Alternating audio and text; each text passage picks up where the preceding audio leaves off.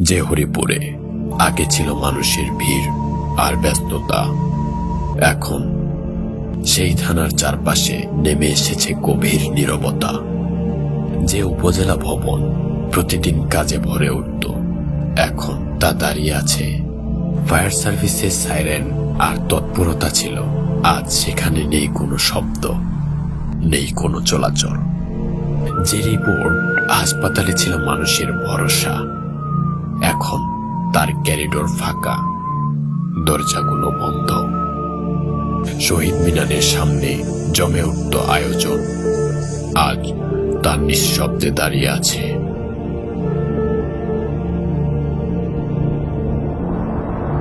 Model মসজিদে ছিল নামাজের সমাগম, এখন তা ঘিরে আছে শুধুই নীরবতা।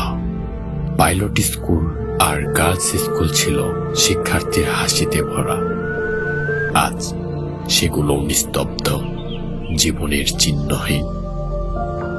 এটাই হরিপুর, আগের প্রাণবন্ত চেহারা, এখনকার কাল্পনিক রূপের স্পষ্ট পার্থক্য।